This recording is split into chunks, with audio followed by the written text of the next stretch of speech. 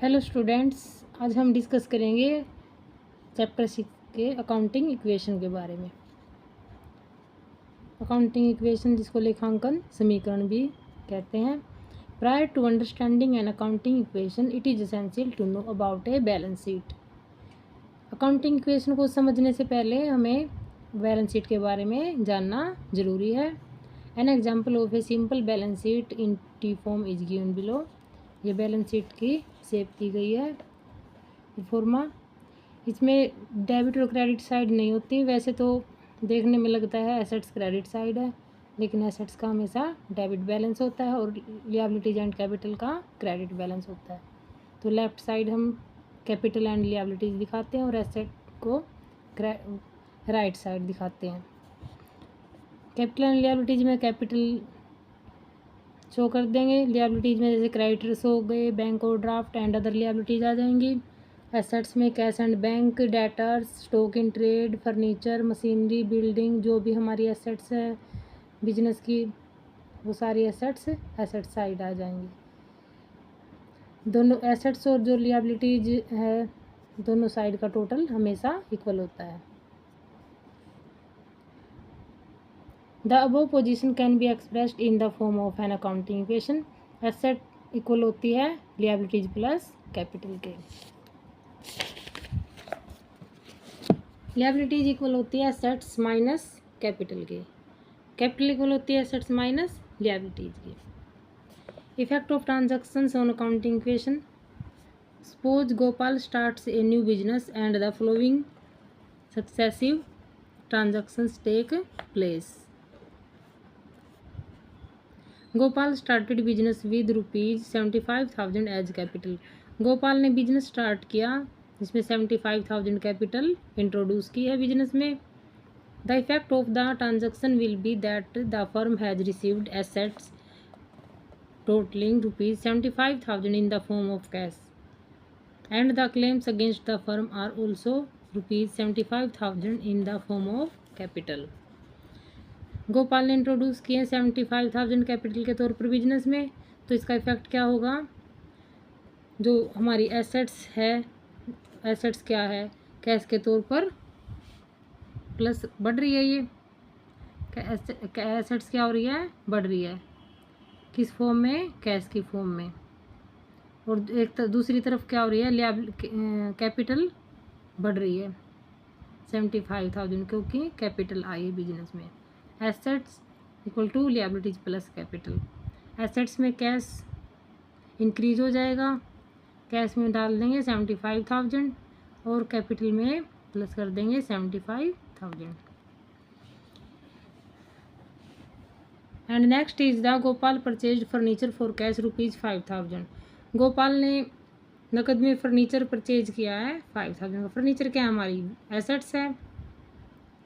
The effect of this transaction is that the cash is reduced by ₹5,000, but a new asset of the same amount has been acquired. क्या effect होगा इस transaction का? जो cash जो है कम हो जाएगा 5,000 से। क्यों? क्योंकि नकद में ख़रीदा है तो कैश 5,000 से कम हो जाएगा और न्यू एसेट्स आ जाएगी बिजनेस में। क्या आ जाएगी न्यू एसेट्स? फर्नीचर आ जाएगा हमारे पास बिजनेस में। फर्नीचर इंक्रीज हो जाएगा और कैश डिक्रीज हो जाएगा। कैश में माइनस कर देंगे 5,000 और फर्नीचर में प्लस कर देंगे 5,000। And next is the Gopal purchased goods for cash ₹20,000। Gopal ने नकद में माल खरीदा। क्या खरीदा है? माल परचेज कर रहे हैं। तो कैश जा रहा है हमारे पास से, कितना कैश जा रहा है? 20,000। तो इसका रिजल्ट क्या होगा इस ट्रांजैक्शन का? कैश जो 20,000 से रिड्यूस हो जाएगा एंड जो हमारा गुड्स है वो इंक्रीज हो जाएगा। कितने से? 20,000 से।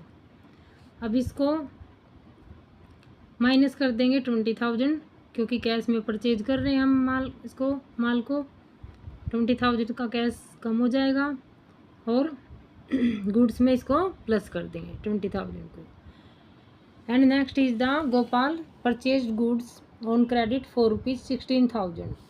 गोपाल ने उधार में माल खरीदा है, कितने का? 16,000 का उधार में खरीदा है। तो कैश तो रेड्यूस नहीं हो रहा इससे। इससे हमारे देखो, this transaction will increase goods on the asset side and will create a liability in the form of creditors. क्या मतलब कि क्या लिएबिलिटी हमारी किस फॉर्म में बढ़ रही है? क्रेडिटर्स की फॉर्म में। क्रेडिटर्स इंक्रीज हो जाएंगे इससे और हमारे पास गुड्स बढ़ जाएंगी पहले से, कितने से? 16,000 से। तो कैश पे तो कोई इफेक्ट नहीं होगा क्योंकि ऑन क्रेडिट परचेज किए हैं। गुड्स में प्लस कर देंगे 16,000 और फिर हमारे पास लिएबिलिटीज हो जाएगी 16,000 से creditors. And next is the goods costing ₹12,000 sold on credit for ₹15,000। 12,000 का माल मतलब कॉस्ट थी, हमने माल बेचा है, कॉस्ट कितनी थी उसकी? 12,000। सेल कितने में कर रहे हैं? 15,000 में।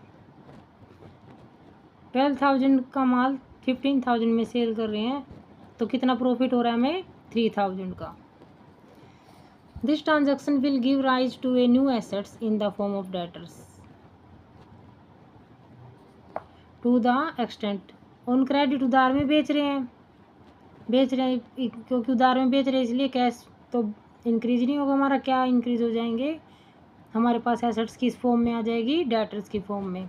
डेटर्स हमारे इंक्रीज हो जाएंगे 15,000 के debtors, but the goods will be reduced. और कितने से गुड्स रेड्यूस हो रही है? 12,000, क्योंकि 12,000 की कॉस्ट है। 12,000 का जो गुड्स है हमारे पास से जा रहा है तो वो रेड्यूस हो जाएंगे और डेटर्स हमारे 15,000 के हो जाएंगे और 3,000 का हमें प्रॉफिट हो रहा है। अब गुड्स में से माइनस कर देंगे 12,000 क्योंकि कॉस्ट 12,000 थी और डेटर्स में प्लस हो जाएंगे 15,000 क्योंकि हम उधार में उसको बेच रहे हैं और कैपिटल में प्लस हो जाएंगे 3,000 क्योंकि 3,000 का हमें गेन हो रहा है। इसके अंदर कितना प्रॉफिट हो रहा है? इसके अंदर 3,000 का।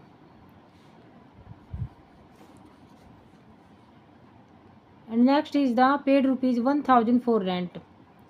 1,000 रेंट के पे किए, एक्सपेंसेस पे कर रहे हैं, तो इससे हमारा कैश कम हो जाएगा 1,000 से और कैपिटल भी 1,000 से कम हो जाएगी।